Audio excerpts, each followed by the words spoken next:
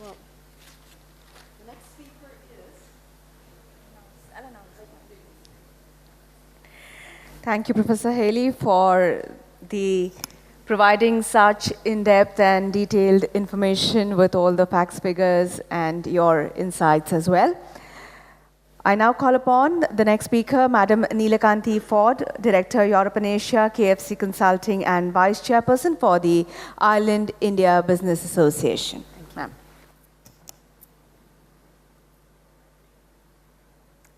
Good morning, everybody.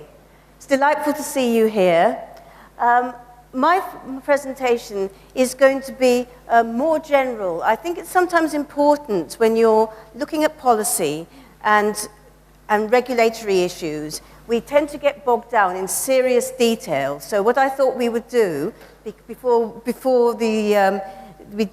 we carry on talking about detail is to raise to a bigger picture.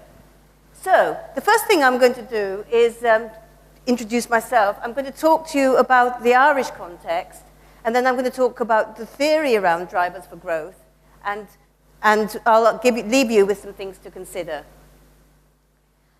Just to put it into context, with all the publicity currently around Scottish independence, Ireland is the small island that's outside of the UK. Ireland gained its independence in 1949, a year before India, and in fact, India and Ireland worked very closely on the whole independence piece. It's no coincidence the two flags are very similar. The focus areas for Ireland are agri-food technology, aviation, education, and you can see the rest there. So there's some synergies with India. So that's the Irish context.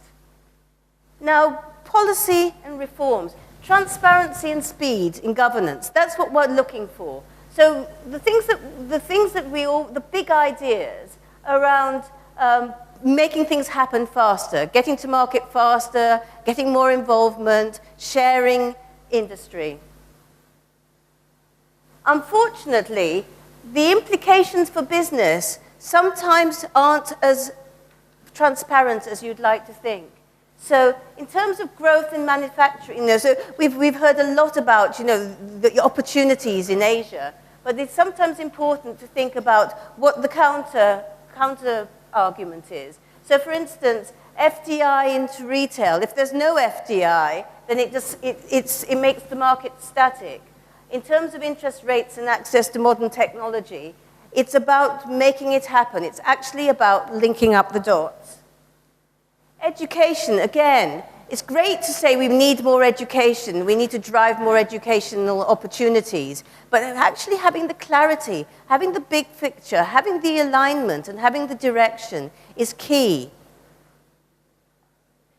Equally, in power and infrastructure, to every emerging country, particularly in Asia, the focus is on power, the focus is on infrastructure. Yes, by bringing in international investment, you increase the potential for construction, engineering, you increase the possibility of all sorts of new opportunity. Unfortunately, what happens is that you're throwing stuff at the issue rather than taking a step back and understanding what the policy is. In most emerging countries, government agencies have strong interests in a lot of the large corporations. In that way, that drives down competition. That also de-incentivizes potential foreign investment. So I'd suggest to you, just looking specifically at competition, that competition is central, and it's the policies around competition that we really need to consider, that how your organizations are going to be structured.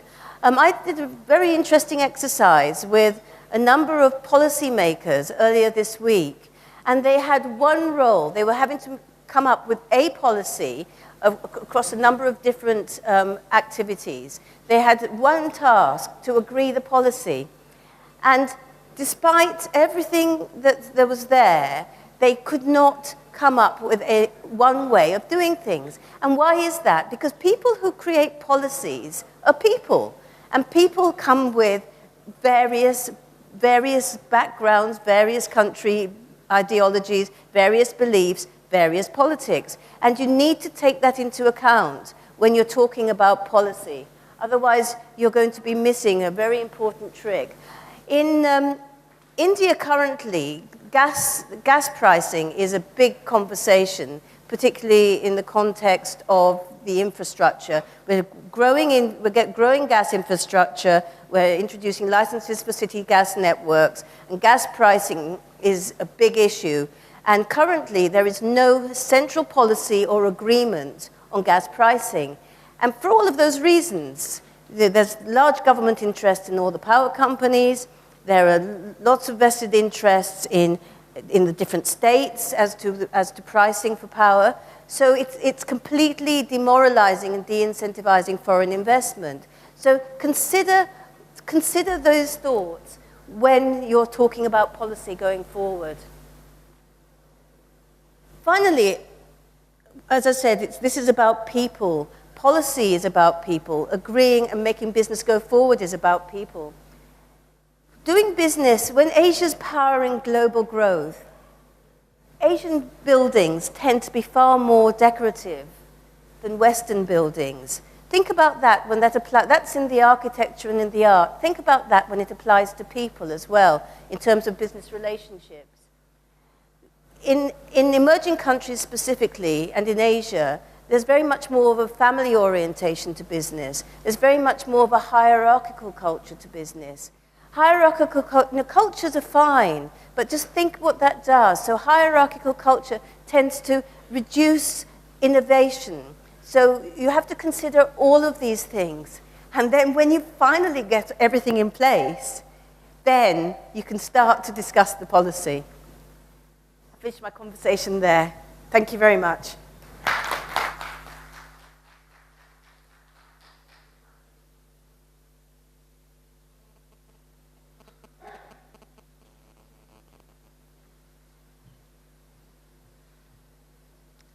Well, thank you, ma'am. And the next speaker is Mr. Ashish Kumar Chauhan, CEO and Managing Director, Bombay Stock Exchange Limited, India. Sir.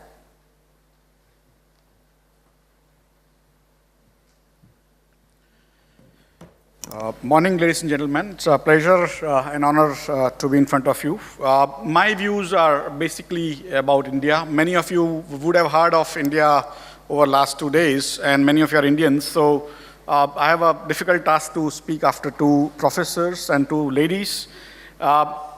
Basically, my perspective is, how do we create policies? Policymakers have a very tough task. Do we make policies based on what I call rear view mirror basis? Usually when you make policies, when you hear the presentations, you realize that they are basically from the past. Last 10 years, last 20 years, you see what has worked, you come out with sort of pointers, the thumb rules, and you want to kind of make policies on that. And for me, it is a very important thing. In fact, one of my bosses used to tell me that a good copy is better than bad original. So might as well copy a good guy. Problem with only copy is that your situation may be different. What is successful for him may not be successful for you. In my language, we say that if a short person walks with a tall person, if he doesn't die, he will fall in. So if we try to just follow China, if we probably, we may fall in if we don't die, right? So idea is, that may be successful for them under a particular circumstances. Then how do you make policies? If you can't have a way, then how do you make policies? And for me, can you predict future? Usually when you take past, when I run stock markets for a large part of my life, I have been into information technology and running of markets. So in our markets, there is a perception that the past will continue until proved otherwise. So past, if there is a trend of going up, every time a person will come on television and say market is going to go up further, and if it goes down, the next time that person will say market is going to go down further. There is a perception that past will continue. Past never does. It changes in a very sort of a small way. And I'll just give you a perspective on how do we make policies in India. We have made several policies to promote several things, and many of them have not worked. And policies which have not been made, government has not worked on whatever things have worked out. In last 20 years, India has made huge amount of jobs, created huge jobs in information technology.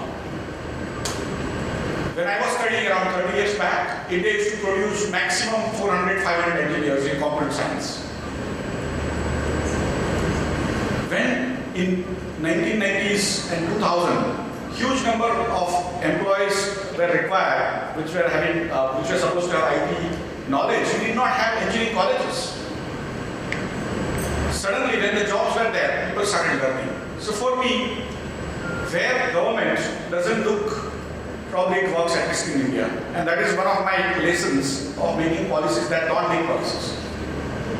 Allow people to work on their way and probably support them, nurture them. But if you try to kind of create frameworks, and then, because in India we also have what we call a very large bureaucratic setup, they tend to actually become hindrances rather than helping people. It may be different in your country.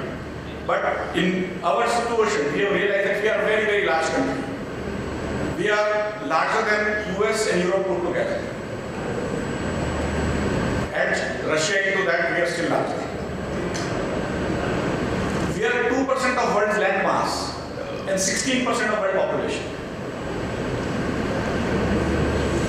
1 out of every 6 human beings is Indian. And in some sense, it is a democracy. It cannot do what China does in terms of what we sort of heard and learned. That China is able to move people at will, make policies at will. In India, even if you make policies, most of the things don't happen. It is, 2 years back, a Pakistani financial regulator had come to India, we were sitting, and we were chatting up. He asked me that Ashish, 20 years back, Pakistan was looking so good and India was looking so bad. What did you do in last 20 years that you are looking so good? All of you look very happy, contented, forward looking. And what did we do so wrong that we are doing so bad? I said, I don't know what we did so wrong in Pakistan. But what we did in India right is that we created a worship of technology. Each and every youth in India, and mind you, we are a very youthful country. You might not see them in this room, but 50% of Indians are below age 25. That is 1 out of 6 humans stay in India, and half of that is below 25. And all of them are very, very technology savvy. And that is where I say we created a worship of technology. Every young person in India wants to be a Bill Gates, he wants to be a Nandan Nilekani, he wants to be a Narayan Murthy. They are millionaires who came out of nowhere, not a business tradition. And that's what is policy all about. How do we create role models? How do we create role models of people who make money out of use of technology? Because technology is changing so fast that the wealth that is going to be created, the jobs that is going to be created, is basically going to be created using technology. In next 20 years, especially in India, more than 70% of the jobs that will be created, we have not even thought about today. Unless we make our people worry about the newer things that is coming, not the past. But then people ask me, that will you be able to feed your people? You have 1.2 billion people and you are going to become 1.5 in 2050. Will you be able to feed your people? And I say that in 1947, the same question was there. We have been able to feed our people, but I was told last year we exported food stuff worth $43 billion. Technology is changing lives.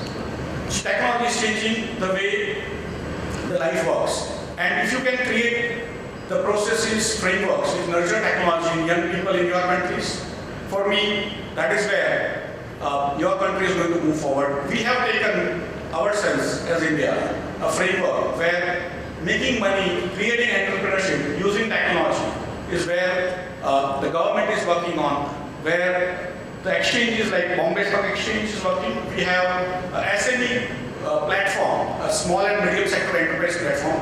Bombay Stock Exchange is 140 years old. It was set up in 1875. Today its market capitalization listed on BSE is $1.6 trillion. More than 5,400 companies trade on BSE, largest in the world. But more importantly, our hope is in SME, small and medium sector enterprises. What we have seen is that large companies create more jobs or very little jobs.